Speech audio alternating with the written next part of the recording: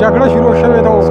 دغه بهارت د طرفه هم مختلف قسم دبابونه کې د پاکستان د طرفه هم په دغه صورت کې د قبایلي ضلعو د KPK په مختلفو علاقو کې دا سایرنې چې کوم دي انسټال شوي دي. دا سایرن د دې لپاره انسټال شوي دي چې که چېرته خدا ناخواسته داسې حالات راځي چې خطرناک وي او دغه طرفه څه جنګي حالات جوړېږي نو چې خلکو ته خبرتیا ورکولی کېږي د دې سایرن په ذریعه سره. نو په باجوړ کې دغه سایرن لګېدلی دی. د دې چې کوم اپریټران دي د کومې انتظامیې د نګرانۍ د لاندې دي نو د هغې اهلکار هم زموږ سره موجود دي. د هغو سره هم خبرې اترې کوو. دا راته ووایي چې په باجوړ کې دا سایرنې د مخکې نه لګېدلې وې که نه په موجوده وخت کې اوس سره راغلې د جنګ په دې حالاتو کې دلته ولګېدلې؟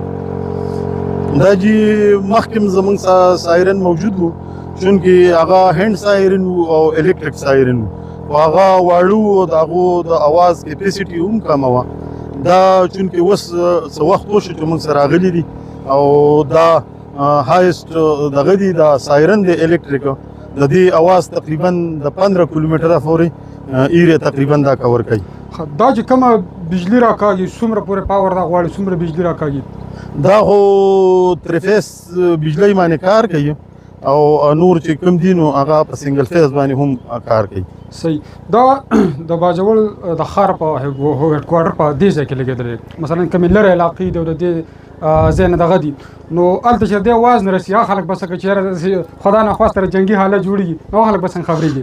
نو جی دا تاسو ته څنګه پته ده چې یاره په خیبر پښتونخوا کې 38 ضلعې دي چونکې ضلعو کې دور دراز علاقې دي نو په هغه نورو کوم علاقې چې څونه هلته زموږ د دې الکتریک سایرن دغه نه کېږي نو موږ کوشش کوو په هغو کې موږ په مختلفو په یو ډسټرکټ کې موږ 2 3 4 دا سایرن موږ انسټال کوو.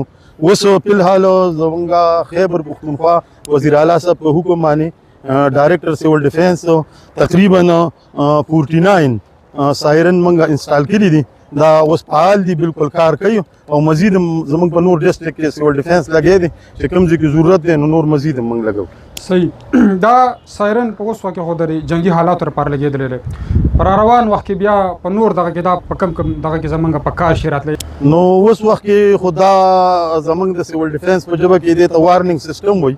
دا وارننګ سیسټم دی چې یاره کله جنګي حالات جوړېږي نو دا موږ غږوو خپل یو ټایم پورې یو منټ دو پورې مسلسل په یو آواز باندې چې یاره زموږ کوم عوام دي پبلک دي او کله زموږ په بونډرۍ باندې حمله کېږي او زموږ ډسټرکټ ته کوم جاز اټیک کوي نو دا موږ وغږو عوام خبر شي چې یاره هغه محفوظ کم پناهګاه دي یا شیلټر دي یا مورچې دي هغو ته لاړ شي او ځان محفوظ کړي او زموږ نقصان کم مالی او جاني نقصان کم نه کم وشي. صحیح. د دې د اپریټ کولو لپاره څومره کسان پکاري او دلته ته چې کوم دغه نه پدې کې تاسو 24 غنټې ډیوټي لګېدل ته ډیوټي کوي کنه څه کې سره او جی دا خو موږ خپل دفتر مو او چونکې په ایمرجنسي کې زمونږ کمباین کنټرول سنټر کولاویږي چې هغه ته CC&RC وایي په هغه کې دغه د DC کنټرولر یې زمونږ د هغو په نګرانۍ کې په هغه کې چې څونه ډپارټمنټ دي هغو زمونږ سره کار کوي ناست دي او کله چې د دشمن جاز زمونږ طرف ته راځي نو زمونږ سره یو هټ لاین ولګېږي په هغه کمانډنټ صاحب او سیول ډیفینس ته د هغه اطلاع کېږي نو د هغه چې څنګه موږ ته اطلاع وشي نو دا سایرن موږ بیا د هغه اطلاع مطابق موږ غږوو چې یاره خطره را روانه ده او زموږ بونډرۍ ته جاز را روانه ده. صحیح شوه. ډېره زیاته مننه.